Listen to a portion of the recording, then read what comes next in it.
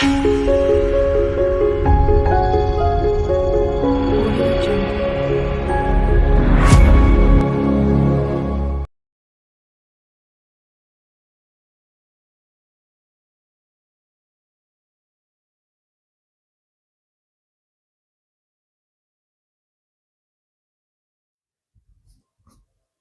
Student, मैं जी sir आपका सगुन फिजिक्स क्लास में स्वागत करता हूँ। स्टूडेंट, ये क्लास 12th के केमिस्ट्री का दूसरा चैप्टर विलियन से संबंधित वीडियो है। इसमें हम बिहार बोर्ड के द्वारा पूछे गए क्वेश्चन बैंक और model NCERT exemplar book, text book और अदर क्वेश्चन को कर रहे हैं। ये इस चैप्टर का सेकंड पार्ट है। इसमें हम 25 क्वेश्चन देखेंगे। पीछे 25 क्वेश्चन हम देख चुके थे, उससे आगे हम देखेंगे। सिर्फ क्वेश्चन बैंक से स्टूडेंट सिर्फ आप पास कर सकते हैं। अच्छे मार्क्स लाने के लिए आपको और भी बहुत कुछ करना होगा, ठीक है। तो आइए, अगर आप इस सीरीज को देख लेते हैं स्टूडेंट, तो आपका मान के चलिए कि एक भी क्वेश्चन नहीं छूटेगा, क्योंकि इस सीरीज में हम इस चैप्टर के भी 100 क्वेश्चन लेंगे, ठीक है। तो आइए देखते हैं अब हम पहला क्वेश्चन। तो 25 तक कर चुके थे, अब हमारा पहला क्वेश्चन 26 रहेगा, ठीक है। तो ये पहला क्वेश्चन क्या कहता है, प्रासरण रोकने के लिए आवश्यक दाब। तो प्रासरण दाब का डिफिनेशन ही है, प्रासरण रोकने के लिए आवश्यक न्यूनतम दाब को क्या बोलते हैं, प्रासरण दाब। तो क्वेश्चन नंबर 26 का हो जाएगा ए, ठीक है। नेक्स्ट बढ़ते हैं। थोड़ा तेजी में हम कोशिश करेंगे देखने का। क्वेश्चन नंबर 27, जल के लिए के एफ का मान, के एफ का मतलब हुआ हिमांक अवनमन स्थिरांक, या उसी को हिमांक का मोलल अवनमन स्थिरांक कहते हैं। यहाँ एफ लगा है ना, तो एफ का मतलब हुआ फ्रीजिंग पॉइंट यानी हिमांक। तो इसके लिए जल के लिए जो हिमांक का मोलल अवनमन स्थिरांक होता है वो कितना होता है, यानी के एफ का मान होता है 1.86। तो इसका आंसर क्या होगा, बी। नेक्स्ट देखते हैं। विलायक का हिमांक शुद्ध द्रव के हिमांक से, विलयन का हिमांक शुद्ध द्रव के हिमांक से कम होता है या अधिक होता है या बराबर होता है या इनमें से कोई नहीं, ठीक है। देखिए विलयन हो गया, यानी सपोज के पानी और चीनी को हम मिलाएं तो वो एक विलयन हुआ, जिसमें शुद्ध पानी विलायक हुआ और जो चीनी था वो विलय हुआ, दोनों मिला तो विलयन हो गया, ठीक। तो ये कहता है विलयन, यानी जब हम दोनों को मिला दिए तब जो उसका हिमांक का अवनमन रहा, शुद्ध विलायक यानी जो सिर्फ पानी था उससे कम होगा या ज्यादा होगा। तो यहाँ पर तो वैसे तो कम होगा, हालांकि हम उतना ज्यादा इसमें दिमाग नहीं भी लगाएंगे तो कोई बात नहीं। तो चैप्टर का जो टॉपिक का नाम है वही था क्या, हिमांक का अवनमन। टॉपिक का क्या नाम था, ये जो था वो था हिमांक का अवनमन, ठीक है। तो हिमांक अवनमन का मतलब ही होता है क्या, कम हो जाना या घट जाना। अच्छा, क्वथनांक में हम लोग देखे थे क्वथनांक का उन्नयन, तो उन्नयन का मतलब ही होता है बढ़ जाना या अधिक होना। तो अवनमन का मतलब ही होता है कम होना। क्वथनांक का उन्नयन, तो उन्नयन अगर क्वथनांक बोलता है तो क्वथनांक का क्या पढ़ते हैं हम लोग, क्वथनांक का उन्नयन, यानी क्वथनांक में वृद्धि होता है, अधिक हो जाता है। नेक्स्ट क्वेश्चन, समुद्र जल का परिसारक दाब। तो समुद्र जल का परिसारक दाब कितना होता है, तो समुद्र जल का परिसारक दाब जो होता है, समुद्र जल का परिसारक दाब 30 ATM। तो इस क्वेश्चन का आंसर क्या होगा, ए। नेक्स्ट देखते हैं। 30 आदर्श विलयन में मिश्रित होने, क्या था, आदर्श विलयन में मिश्रित होने के कारण अवयवों के एंथैल्पी परिवर्तन। एंथैल्पी परिवर्तन क्या होता है, डेल्टा एच। तो आदर्श विलयन में क्या होता है, डेल्टा एच बराबर 0, परिवर्तन नहीं होता है इसमें। डेल्टा V बराबर भी क्या होता है, 0 होता है आदर्श विलयन में। तो यहाँ पर हमसे क्या पूछ रहा है, एंथैल्पी परिवर्तन, यानी डेल्टा एच क्या होगा, नहीं होता है परिवर्तन, शून्य होगा, परिवर्तन नहीं होता है, ठीक है। नेक्स्ट, ठीक है। नेक्स्ट क्वेश्चन, तो जल में गैस की विलयता निर्भर करती है, जल में गैस की विलेयता निर्भर करती है। तो जो जल होता है, जैसे पानी है, पानी जैसे हम लोग कोल्ड ड्रिंक पीते हैं तो उसमें गैस रहता है, जब हम बोतल खोलते हैं तो उससे गैस निकलता है। तो जल में जब हम किसी गैस को घुलाते हैं तो वो गैस की प्रकृति पर भी निर्भर करेगा कि वो कौन सा गैस है। सब गैस अलग अलग तरीके से घुलेगा, कोई कम घुलेगा, कोई ज्यादा घुलेगा, वो गैस पर भी डिपेंड करेगा। और दूसरा ताप पर भी डिपेंड करेगा कि अगर ताप ज्यादा रहेगा तो गैस तो कुछ उड़ेगा, गैस तो कुछ कम विलय होगा। ताप बढ़ने पर गैसों की विलयता कम होती है। हालांकि ये सब बात नियम में था, हेनरी के नियम में था, ठीक है। और दाब बढ़ने पर गैसों की विलयता क्या होता है, बढ़ता है। ताप बढ़ने पर गैसों की विलयता द्रव में यानी जल में घटती है, दाब बढ़ने पर बढ़ता है। और ये गैस की प्रकृति पर भी निर्भर करता है कि कौन सा गैस हम घुला रहे हैं। तो ये सभी हो जाएगा, इनमें से सभी है भी यहाँ पर, ठीक है। तो इसीलिए जब हम लोग देखते हैं कि कोल्ड ड्रिंक जो होता है, जब कोल्ड ड्रिंक में या सोडा वाटर में, जब आप लोग देखते होंगे कि जो सोडा वाटर में जो भरा जाता है जब गैस को, तो उच्च दाब पर, हाई प्रेशर पर भरा जाता है ताकि अच्छे से मिल पाएगा। Next question 32। 5 gram sodium hydroxide NaOH के 225 ml बिलियन में मोलारिता क्या होगा, ठीक है। तो मोलारिता बराबर क्या होता है, W गुने 1000 गुने M गुने V। मोलारिता है तो यहाँ पर क्या होगा, 1000 लीटर, 1000 ml बिलियन में। अगर ये ml में नहीं दे, लीटर में दे, तो हमको ml में करने का कोई जरूरत नहीं, इस 1000 को हम हटा लेंगे यहाँ से, ठीक है। तो यहाँ पर कितना ग्राम बोला है, ये विलय का ग्राम में द्रव्यमान, जो कि कितना दिया, 5 ग्राम गुने विलय का आणविक द्रव्यमान। तो इसका आणविक द्रव्यमान कितना होता है, सोडियम का 23, ऑक्सीजन का 16 प्लस हाइड्रोजन का 1, टोटल हो गया कितना, 40। तो ये हो गया 40 गुने में कितना था, 250। तो यहां से हम काट लेते हैं जो कटे, तो यहां से हम ऐसा करते हैं कि इससे ये काटे, ठीक है, और इससे हम इसको काट लेते हैं 4 बार में, और ये 4 से हम इसको काट लेते हैं, 4 एकम 4, और ये वाला 0 बच जाएगा, ठीक है। तो खत्म। और ऊपर हम चाहे तो इसको ऐसे काट भी सकते हैं, या फिर नहीं भी अगर हम काटते हैं तो, अगर हम इसको नहीं भी काटते हैं तो भी हो जाता है ऐसे, है ना। तो 5/10, इसमें 1 0 है तो 1 अंक के बाद दशमलव हो जाएगा, इसमें 1 अंक के बाद दशमलव हो जाएगा, ठीक है। अगर हम इसको काट देते हैं तो भी मेरे पास बचेगा 1/2। 1/2 का मतलब यही होता है, ठीक है। नेक्स्ट देखते हैं। तो नेक्स्ट क्वेश्चन क्या है,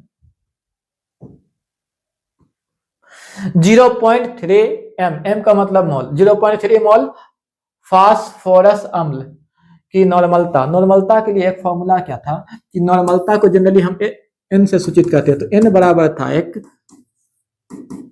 ऐसा, जहां पर ये n क्या था, संयोजकता। नॉर्मलता ये प्रूफ कर चुके हैं क्लास में, ठीक है। तो नॉर्मलता बराबर संयोजकता गुने मोलरता होता है। तो यहाँ पर हमको मोलरता दे दिया है, इसीलिए हमको इस फॉर्मूला पर चलना पड़ेगा।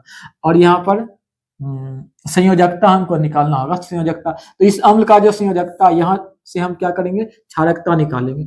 अच्छा, फास्फोरिक अम्ल का जो संरचना पूछता है उसका सबसे आसान तरीका है करने का कि जो है फास्फोरस, हम उसको लिख लेंगे और एक ठो ऑक्सीजन को ऊपर लिख देंगे तीर वाला बॉन्ड से, और फास्फोरस 3 सहसंयोजक बंधन बनाएगा। अब मेरे पास जितना भी H बचा, OH बचा, उसमें से हम OH बनाने का कोशिश करेंगे। जैसे मेरे पास यहाँ पर 1 2 और 3 H है, और ऑक्सीजन मेरे पास एक ऊपर चला गया है, तो ऑक्सीजन मेरे पास कितना है, बस 2 है। तो हम ज्यादा से ज्यादा OH बनाने का कोशिश करेंगे, OH बनाने का कोशिश करेंगे, ठीक है।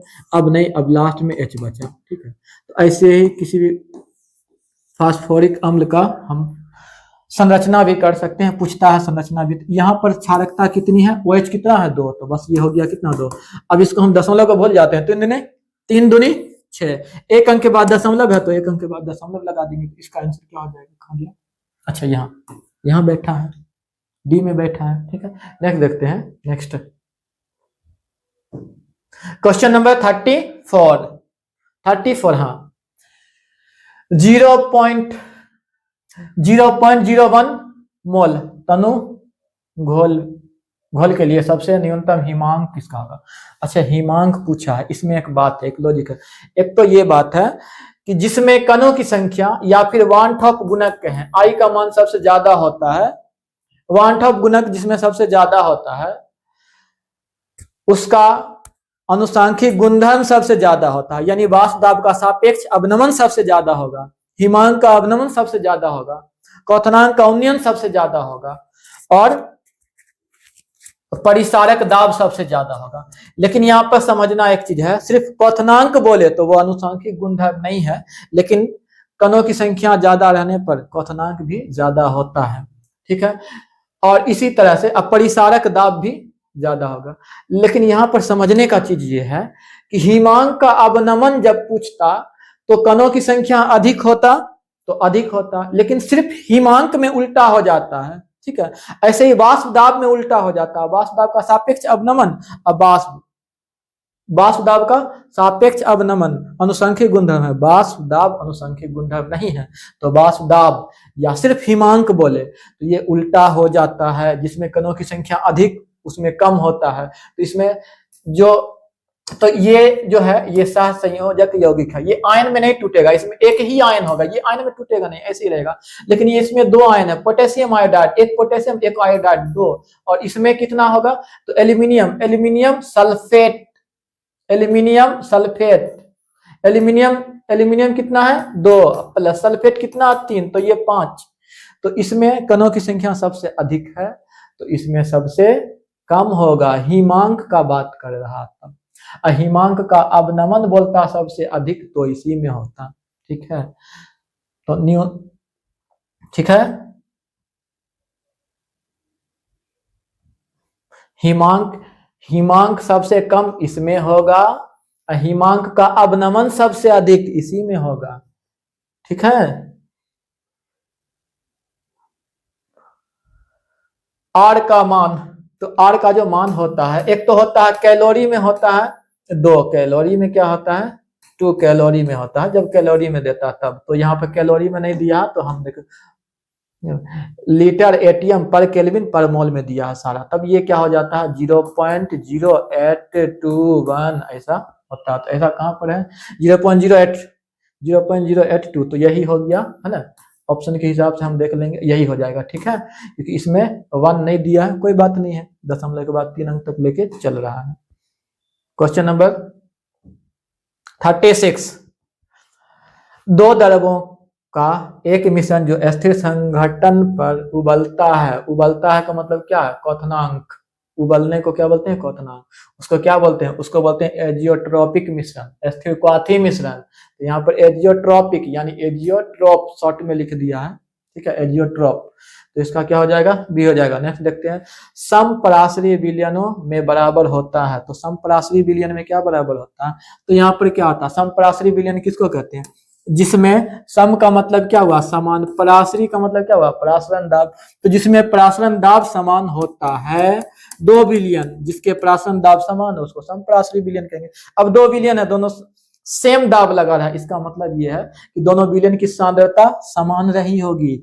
तो हमेशा याद रखना है 2 बात, कम से कम 2 बात, समपराश्रयी विलयन है ना, समपराश्रयी विलयन में परासरण दाब और मोलर सांद्रण समान होता है, तो यहाँ पर आंसर इसका क्या होगा बी हो जाएगा, ठीक है। नेक्स्ट देखते हैं, ये क्वेश्चन नंबर 38, ठीक है। तो इस टाइप का क्वेश्चन नंबर 6 में भी बता दिया गया, ठीक है। तो इसको हम रहने देते हैं, तो इसको आपके ऊपर हम छोड़ते हैं, इसको आप बनाइए। क्वेश्चन नंबर 6 में पार्ट 1 में देखिए इसको कैसे बनाया गया था। समपराश्रयी बोले या स्थिर क्वाथी बोले, यानी 2 विलयन है जिसका परासरण दाब समान है, तो ये किसके बराबर होगा, यूरिया का जो है प्रतिशत मात्रा भी दे दिया, अनुभार भी दे दिया, थोड़ा सा हम हिंट कर देते हैं ये बनेगा कैसे। तो जब प्रतिशत में बात किया तो हमको ना सिर्फ इतने लेके ही चलेंगे तो हो जाएगा, ठीक है। W1 बटे जैसे ये द्रव्यमान है और ये अनुभार है, जैसे यहाँ पर 60 दिया है और यहाँ पे ये हम इसको ग्राम में बदल लेंगे, ग्राम ये प्रतिशत को ग्राम में लिख लेंगे, ठीक है। अच्छा ये ना हमको इस तरफ हमको देख लेना है, इस तरफ हमको सांद्रता दिया है, ठीक है। तो सांद्रता दिया तो इसको हम क्या कर लेंगे इसको हम सांद्रता में ही लिख लेंगे, ये आया था कहां से उसी को बैक कर लेंगे, ठीक है। तो हमको यही सांद्रता देखना है, बस ये दोनों यहाँ दिया है, बैठाना है, बस देखना सांद्रता किसके बराबर होगा। तो यही है, इस क्वेश्चन का आंसर क्या था, इसका आंसर यही होगा, ठीक है। नेक्स्ट देखते हैं वान टॉप गुणक, ये भी क्वेश्चन पीछे हो चुका है। तो वान टॉप गुणक यानी इस किसका होगा, इसका कितना होगा, तो कैल्शियम नाइट्रेट, तो कैल्शियम कैठो है इसमें एक ठो, प्लस नाइट्रेट का नाइट्रेट इस पूरे को बोलते हैं, तो ये पूरा कै गो है, दो गो, टोटल क्या हो गया, तीन हो गया, तीन, ये रहा, ठीक है। नेक्स्ट देखते हैं किसका वाष्प दाब न्यूनतम होगा, जिसमें कणों की संख्या अधिक उसका अनुसंख्यिक गुणधर्म अधिक, यानी वाष्प दाब का सापेक्ष अवनमन अधिक, हिमांक का अवनमन अधिक, क्वथनांक का उन्नयन अधिक, प्राशन दाब अधिक। लेकिन ध्यान रहे वाष्प दाब का सापेक्ष अवनमन अनुसंख्यिक गुणधर्म है, कणों की संख्या ज्यादा होगा तो ज्यादा होगा, लेकिन वाष्प दाब नहीं, वाष्प दाब नहीं, तो ये उल्टा होगा, जिसमें कणों की संख्या ज्यादा होगा उसमें ये कम होगा, ठीक है। तो अब हमको देखना है किसमें कणों की संख्या ज्यादा है उसी में ये कम होगा। तो ये इसमें कितना कण है, इसमें पहले हमको सांद्रता सेम है, सांद्रता पर हम फोकस नहीं करेंगे, बस हम इस पर फोकस करेंगे।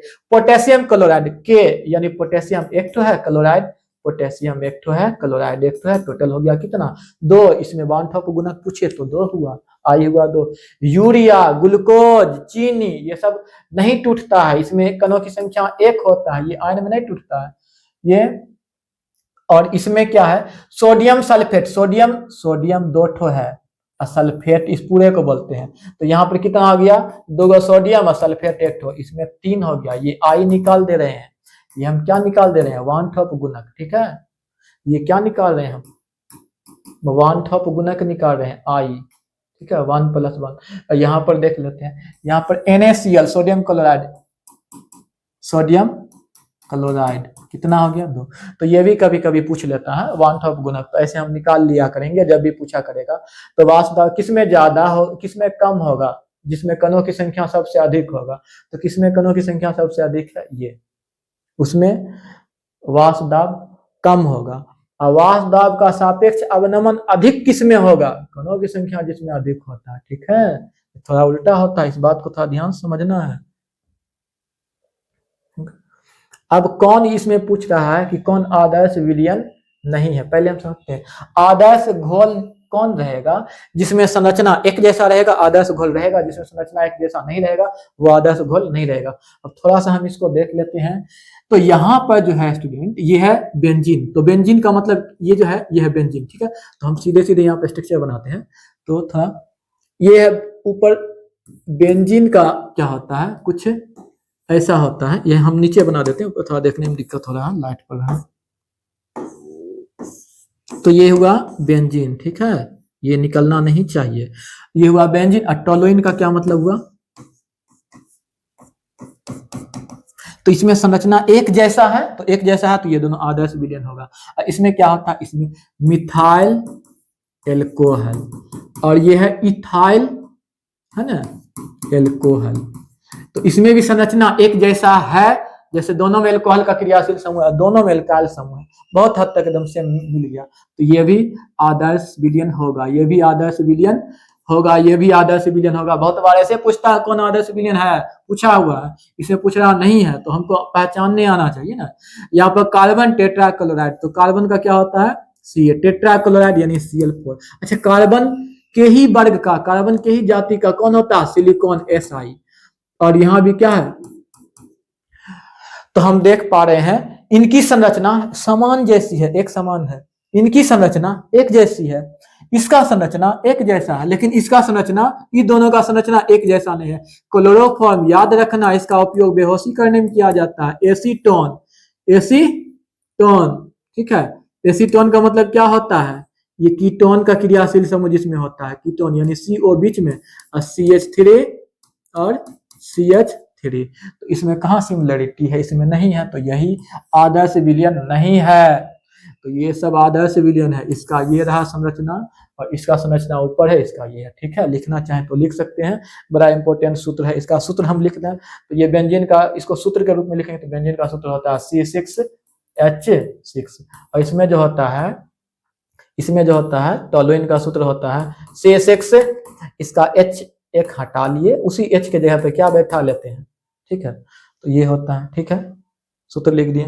नेक्स्ट बढ़ते हैं आगे, क्वेश्चन नंबर, तो इसका क्या आंसर रहा, सी। आगे बढ़ते हैं, क्वेश्चन नंबर 42, 18 ग्राम ग्लूकोज को 1000 ग्राम घोलक में यानी विलायक में घोला जाता है, तो घोल को कहेंगे कितना। पहले तो ये हम पहले तो ये दोनों ग्राम में द्रव्यमान दिया, तो मोलर विलियन का मतलब क्या हुआ, मोलर ता, इसे आप ता लगा सकते हैं, बात को अच्छे से अगर हमको समझना है तो, ठीक है। हाँ, तो ये ता नहीं देता है ना, तो ये ता हटा देता तो मोलर विलियन बोला जाता है। क्लियर है, तो ये हो गया, ये बात समझ में आ गया, मोलर विलियन का क्या मतलब। अब यहाँ पर हम समझते हैं कि तो इस विलियन का हम क्या करेंगे, मोललता निकालेंगे, ठीक है। मोललता बराबर क्या होता है, ग्राम में द्रव्यमान गुने 1000 बटे आणविक द्रव्यमान। ग्लूकोज का सूत्र क्या होता है, C6H12O6। इसमें जब हम पीछे बता चुके हैं, ये 12 गुने 6 प्लस 1 गुने 12 प्लस ऑक्सीजन का द्रव्यमान 16 गुने 11, तो ये सब करके आता है कितना, ग्लूकोज का अनुभार 180 होता है, तो यहाँ बैठा है, और ये कितना है, 1000 में है, ठीक है, तो ये कटा, और 18 एकम 18, ये वाला 0, तो ये हमको दिया कितना, इसको अगर हम बटा में 1 0 है तो 1 अंक के बाद दशमलव चढ़ जाएगा, तो क्या होगा इतना, ये मोलल, इतना मोललता निकाले हैं, तो ये इतना मोलल विलियन हो जाएगा, 0.1 मोलल विलियन। कहाँ गया सी में, ठीक है, अरे सी नहीं, डी, बी बी, यहाँ मोलल लिखा है, यही मिस्टेक होता है एग्जाम में, ठीक है। नेक्स्ट देखते हैं 43, ठीक है, आगे बढ़ रहे हैं, ये कहाँ चला जाता है। 43, निम्नलिखित में किसका क्वथनांक सबसे अधिक होगा। क्वथनांक वाला में कोई दिक्कत नहीं, क्वथनांक का उन्नयन अनुसांख्यिक गुणधर्म है, क्वथनांक अनुसांख्यिक गुणधर्म नहीं है, तो क्वथनांक का उन्नयन जिसमें कणों की संख्या ज्यादा होगी उसमें ज्यादा होगा। ये अनुसांख्यिक गुणधर्म नहीं है, लेकिन इसके साथ कोई दिक्कत की बात नहीं है। ये क्वथनांक भी जिसमें कणों की संख्या ज्यादा है उसमें ज्यादा होगा, क्वथनांक का उन्नयन भी जिसमें कणों की संख्या ज्यादा है ज्यादा होगा। किसमें ज्यादा होगा, ग्लूकोज, यूरिया, चीनी, सुक्रोज, ये सब नहीं टूटता है, आयनिक यौगिक नहीं है, इस सब में कणों की संख्या 1। कभी पूछ ले अगर वांट ऑफ गुणक, पूछ ले वांट ऑफ गुणक, क्या बोल देंगे, 1। ग्लूकोज, चीनी सब नहीं टूटेगा, 1। यूरिया, ये सब नहीं टूटेगा, यूरिया का सूत्र क्या होता है, CO NH2 का हाल 2, ऐसा 2 ठो, या फिर NH2 ऐसे भी लिखा रहता है, CO लिख दिए और NH2 दोनों तरफ एक ठो लगा देंगे, NH2, है ना, ये होता है यूरिया का सूत्र। तो इसमें क्या होता है, कुछ नहीं, इसमें यही तो है, इसमें 1 और 1 कितना 2, 1 सोडियम और 1 क्लोराइड, तो इसका हो जाएगा क्या आंसर, क्या हो जाएगा C, ठीक है, NaCl। और नेक्स्ट देखते हैं मोलल, क्या पूछ रहा है नेक्स्ट, मोललता प्रदर्शित किया था। अच्छा, मोललता किसको कहते हैं, 1 kg विलायक में विलय के मोलों की संख्या को मोललता कहते हैं। 1 kg यानी प्रति केजी, यानी मोल प्रति केजी, यानी मोल प्रति किलोग्राम हिंदी में बोलेंगे, ठीक है, तो इसका क्या हो जाएगा ये। अच्छा, इसमें एक चीज और याद रखना है, अब मोलरता का इकाई भी पूछता है ये भी, तो मोलरता का इकाई होता है मोल प्रति लीटर, है ना, मोल प्रति लीटर। इसको अगर सूत्र में अगर इसको ऐसे भी दे सकता है संकेत में, है ना, और इसको संकेत में कैसे दे सकता है, तो मोल इसको संकेत में कैसे दे देगा, मोल प्रति लीटर, ठीक है, क्लियर। नेक्स्ट बढ़ते हैं आगे,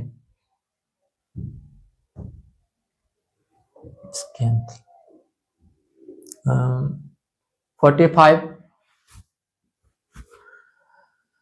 मोल अवनमन स्थिरांक निर्भर करता है। अच्छा, मोलल अवनमन स्थिरांक है या मोल अवनमन स्थिरांक है, वो किस पर निर्भर करेगा? विलायक की प्रकृति पर। सिर्फ किस पर निर्भर करेगा? विलायक की प्रकृति पर, विलय से मतलब नहीं रहेगा। ठीक है, नेक्स्ट, प्रासरण दाब की इकाई होता है। तो प्रासरण दाब को हम जनरली किसमें किसमें मापते हैं? प्रासरण दाब को एटीएम, एटीएम, इसका मतलब क्या होता है? एटमॉस्फेरिक प्रेशर, उसी को शॉर्ट में एटीएम लिखते हैं। इसको नापते हैं किसमें? वायुमंडल,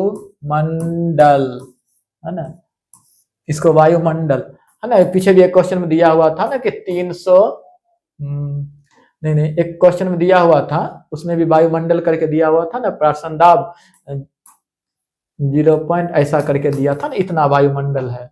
तो वायुमंडल, इसी को एटमॉस्फेरिक प्रेशर शॉर्ट में एटीएम लिखते हैं। तो क्या हो जाएगा इसका? डी।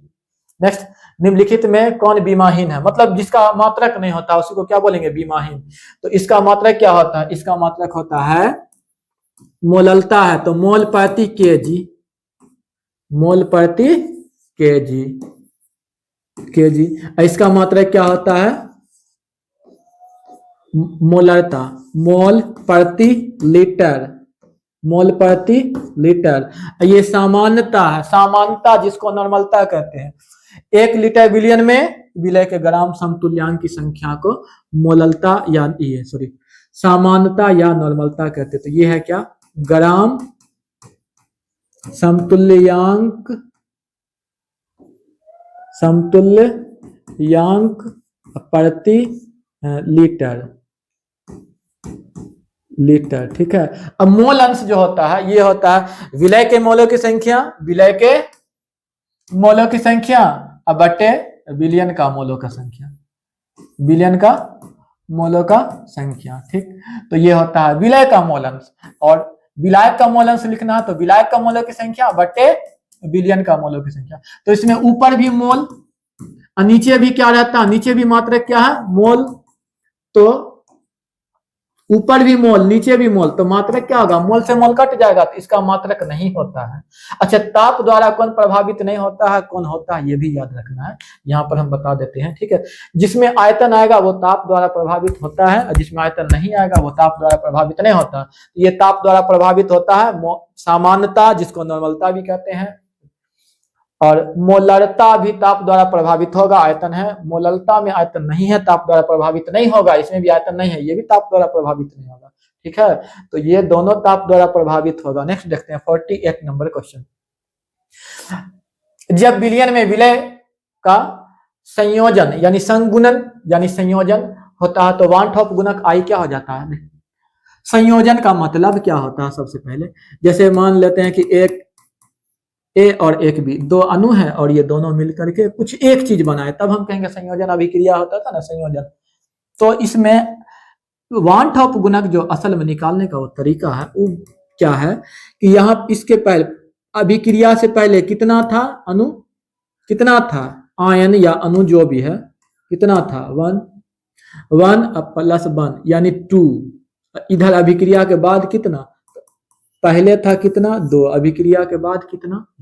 तो आई बराबर जो हम निकालते हैं वो सीधे ऐसे समझना, अभिक्रिया के बाद बटे अभिक्रिया के पहले। तो कभी भी संयोजन या संगुणन का मतलब ही हुआ कि जो 2 या 2 से अधिक पदार्थ मिले और एक पदार्थ बने। एक बने का मतलब इधर एक रहेगा, इधर एक से अधिक रहेगा, है ना। तो ये क्या होगा? जब एक रहेगा और उसमें हम एक से बड़ी संख्या से भाग देंगे तो एक से छोटा होगा, तो ये हमेशा क्या होगा? एक से कम होगा। ठीक है, संयोजन में एक से अधिक अणु मिलेगा और एक अणु बनाएगा तो एक बटे में अधिक रहेगा। ठीक है, तो ये हुआ। नेक्स्ट देखते हैं, अब यहाँ पे क्या कर रहा है कि यहां पर क्या कर रहा है कि जब विलयन में विलय का वियोजन होता है, जैसे सपोज दैट की सपोज यहाँ पर क्या है, मेरे पास कोई है वियोजन होता है या आयनीकरण होता है। जैसे मान के चलते हैं मेरे पास ए और बी है और ये आयन में टूटा। अच्छा, इसके अभी ये कितना है? 1 है, ये आयन में टूटा। ठीक है, ठीक है ना। तो अब यहाँ पर हम आई निकाल, इधर कितना है? 1 और एक ये, 2 आयन है। तो टोटल अगर हम बोलें तो अभिक्रिया के बाद कितना हुआ, 2 आयन। तो आई बराबर क्या होता है, अभिक्रिया के बाद बटे अभिक्रिया के पहले, ठीक है। तो वियोजन का मतलब क्या होगा कि एक पदार्थ रहेगा टूट के एक से अधिक हो जाएगा, तो एक से अधिक बटे एक, तो एक से तो अधिक आंसर देगा हमको, ये कितना देगा, 2 देगा, है ना। तो इसीलिए इसमें क्या होगा, एक से अधिक होगा, हमेशा क्या होगा, 1/2 गुणक एक से अधिक होगा। अच्छा, इसीलिए हम लोग जब ऐसा देखते हैं कि ऐसा हम लोग जो है, एक हम लोग क्या करते हैं जनरली, जैसे K2SO4 सबसे ज्यादा पूछता है इसमें 1/2 इसमें, है ना। तो इसमें हम लोग जनरली क्यों हम ऐसा करते हैं कि सीधे इसका आयन उठा लेते हैं।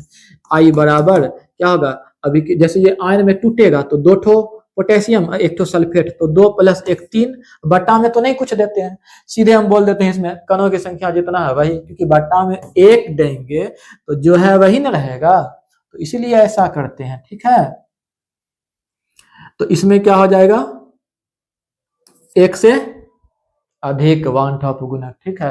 और जब ऐसा बोलेगा ना संयोजन ना वियोजन होता हो तो 1/2 गुणक क्या होगा, तब हो जाएगा 1/2 गुणक बराबर ना संयोजन ना वियोजन हो, यानी एक अणु था उधर एक ही रहा, तो कितना हो जाएगा, 1/1, 1, ठीक है। तो जब ना संयोजन ना वियोजन हो तब क्या होगा, 1 होगा। जब संयोजन हो जाएगा तो 1 से कम होगा, वियोजन हो जाएगा तो 1 से अधिक हो जाएगा, 1 से अधिक टुकड़ा में टूटेगा, ठीक है। नेक्स्ट देखते हैं, हिमांक का अवनमन अधिकतम होता है, लो आ गया क्वेश्चन, ठीक है। हिमांक का अवनमन एक अनुसांख्यिक गुणधर्म है, तो इसमें जितना कणों की संख्या अधिक होगा उतना अधिक होगा, तो इसमें अभी दिखा, इसमें कितना होगा, 2 ठो पोटेशियम 1 ठो सल्फेट, तो कितना होगा, 2 + 1 कितना, 3। इसमें कितना, सोडियम क्लोराइड, 1 सोडियम 1 क्लोराइड, तो कितना हुआ, 2 हुआ। इसमें 1/2 गुणक नहीं टूटेगा, यूरिया ग्लूकोज चीनी सब नहीं टूटता है, एक ही रहेगा उसमें।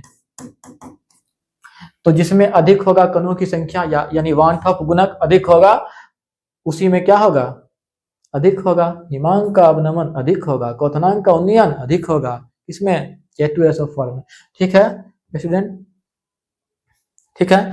तो यहाँ पर स्टूडेंट ये हमारा पार्ट 2 कंप्लीट होता है, और जिनको नहीं पता है स्टूडेंट उनको बता देता हूँ कि यहाँ 11 दिसंबर से 10th और 12th का क्लास स्टार्ट हो रहा है।